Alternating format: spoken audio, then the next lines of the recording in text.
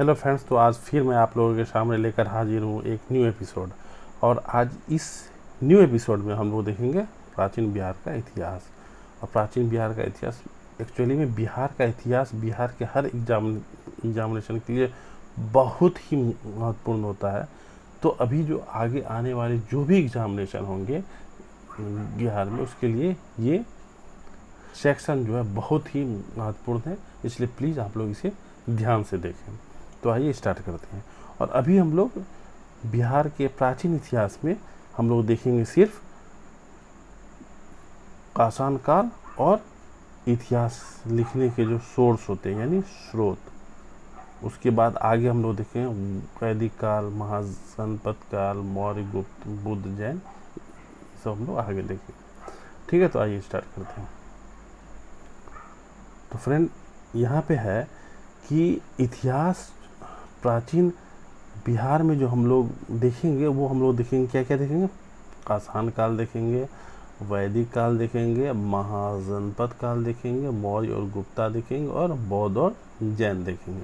और फ्रेंड, हम लोग उतना ही देखेंगे कितना क्या प्री एग्जामिनेशन के लिए हम लोगों को चाहिए, ज़्यादा डीपली में नहीं जाना है। तो आइए स्टार्ट करते हैं।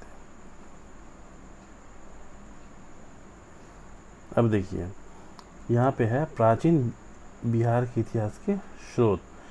तो यहाँ कह रहा है कि प्राचीन बिहार के इतिहास को जानने के लिए दो प्रकार के सोर्स होते हैं। पहला कौन? पुरातात्विक, और दूसरा साहित्यिक। अब हम लोग देखेंगे पुरातात्विक स्रोत जो होते हैं इसमें क्या सब आते हैं और ये सोर्स बिहार में कहाँ से मिले हैं। खासकर ये आप लोगों को ध्यान में रखना है कि बिहार में प्राचीन इतिहास के जो सोर्स मिले हैं वो कौन कौन से एरिया से मिले हैं, इससे आते हैं क्वेश्चन। ठीक है, आइए देखते हैं। तो अब कह रहा है कि पुरातात्विक सोर्स, तो ये जो हमें मिले हैं मुंगेर, चिरांद यानी सारण से, चेचर यानी वैशाली से, गनेर यानी पटना से, सोनपुर यानी सारण से, ये सब यहाँ से क्या मिले? ताम्र प्रस्तर वस्तु मिले हैं। मृदभांड यानी मिट्टी के बर्तन मिले हैं। उसके बाद फिर क्या पुरातात्विक सोर्स में हमें और क्या मिले? तो मौर्य कालीन अभिलेख मिले। ये अभिलेख मिले हैं कहाँ से? लौरिया नंदनगढ़, लौरिया अरेराज से और रामपुरवा से मिले हैं। ये क्वेश्चन आया हुआ है। उसके बाद और जो पुरातात्विक सोर्स हम लोग को मिले वो कहाँ मिले? करावर की गुफाओं से, फिर राजगीर से मिले हैं, नालंदा से मिले हैं, पाटलिपुत्र से मिले हैं, विक्रमशिला से प्राप्त स्मारक जो है वो भी हमारे पुरातात्विक सोर्स ही हैं।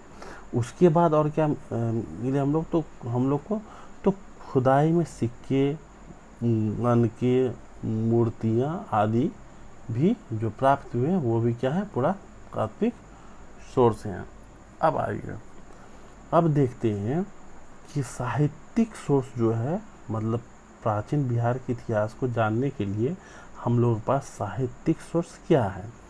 तो उसमें जो आते हैं उसमें रामायण आ जाते हैं, महाभारत आ जाते हैं, पुराण आ जाते हैं, फिर बौद्ध रचनाएं आ जाते हैं जिसके अंतर्गत क्या आती है? अंगुत्तर निकाय, दीघनिकाय, विनय पिटक। फिर जैन रचनाएं आती हैं, इनके अंदर क्या आ जाती है? भगवती सूत्र। तो इन सब को हम लोग साहित्यिक सोर्स बोलते हैं। इसके अतिरिक्त जो भी यात्री आए यानी बाहर से यानी विदेश से जो भी यात्री आए और उन लोग जो अपना ये विवरण लिखा है, जैसे इंडिका लिखा है, फाजान भी लिखा है, हित सिंह भी लिखा है, वैनसांग, ये सब जो अपना यात्रा वृत्तांत लिखा है, उससे भी हम लोग को बिहार का इतिहास जानने में सहायता मिलती है। नेक्स्ट फिर क्या है? नेक्स्ट है हम लोग के पास कौटिल्य का अर्थशास्त्र और स्थानीय लेखक का विवरण। जो यहाँ के लोकल लेखक होते थे वो लोग जो लिखते थे उनसे भी हम लोग को प्राचीन बिहार के इतिहास के बारे में विस्तृत जानकारी मिलती है। अब आइए, अब हम लोग इतिहास पे आते हैं। तो अब सबसे पहले इतिहास में हम लोग क्या देखेंगे, पाषाण काल देखेंगे। तो पाषाण काल में भी हम लोग इसको अलग अलग भाग में बांट के देखेंगे। तो पाषाण काल के अंतर्गत हम लोग देखेंगे पूरा पाषाण काल। इसमें जो था मानव क्या था, आखेटक और क्या था, खाद्य संग्राहक। यानी आखेटक यानी क्या था, शिकारी था और खाद्य संग्राहक यानी खाना को चुन के, कंद मूल को चुन के लेके आते थे, एक जगह इकट्ठा रखते थे, फिर उसको खाते थे। उसके बाद नेक्स्ट है कि दक्षिण बिहार में मुंगेर और नालंदा में से बड़े और खुरदरे पत्थर की कुल्हाड़ी, चाकू, खुरपी आदि जो प्राप्त हुए हैं वो पूरा पाषाण काल के औजार हैं। और इन अवशेष, ये जो अवशेष हैं लगभग इतने दिन के हैं, ये 1 लाख ईस्वी पूर्व के अवशेष हैं। अब देखिए नेक्स्ट, पूरा पाषाण के बारे में तो इतना हम लोग जान गए। अब हम लोग मध्य पाषाण काल के बारे में जानते हैं। इसमें कहा यह गया है कि इस काल यानी मध्य पाषाण काल में मानव अखेटक ही था और खाद्य संग्रह ही था, लेकिन इसमें थोड़ा सा चेंजिंग ये देखा गया, ये पशु पालक हो गए। और मानव द्वारा पहला पालतू पशु जो बनाया गया वो कौन था, कुत्ता को। ये याद रखिएगा, ये आया हुआ क्वेश्चन है। उसका नेक्स्ट है कि दक्षिण बिहार के मुंगेर से छोटे आकार के तेज धार वाले औजार प्राप्त हुए हैं। और ये अवशेष जो है लगभग 40,000 से 10,000 ईस्वी पूर्व का है। अब आते हैं हम लोग मध्य पाषाण काल से नव पाषाण काल। इसमें क्या होता है, नव पाषाण काल में ये होता है कि इस काल में मानव जो है खाद्य संग्राहक से क्या हो गया, खाद्य उत्पादक, यानी अब अन्न उपजाने लगा, अन्न का उत्पादन होने लगा। और एक चीज़ और इसमें आई कि मानव जो है बस्ती में निवास करने लगा। पहले मानव का स्थायी कोई आवास नहीं था, लेकिन नव पाषाण काल में मानव का अस्थायी आवास हो गया। ठीक है, मानव अब समूह बना के एक बस्ती में रहने लगे।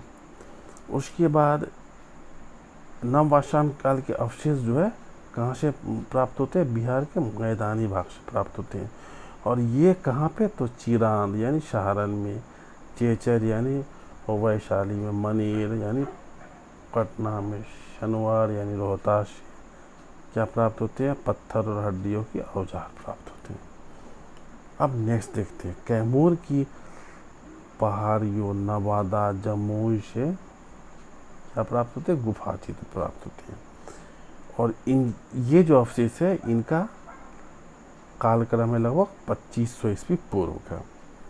उसके बाद नेक्स्ट है प्राचीन भारत में ताम्रपाषाण। तो ताम्रपाषाण में क्या है, इनके साक्ष्य हम लोग को चिरान, सोनपुर, ताराडी, चेचर, मनेर, शनवार आदि से प्राप्त होते हैं। ताम्रपाषाण काल के अवशेष इस काल में जो था, पत्थर के औजार तो थे ही, उसके साथ साथ तांबे के भी औजार के प्रमाण मिलते हैं।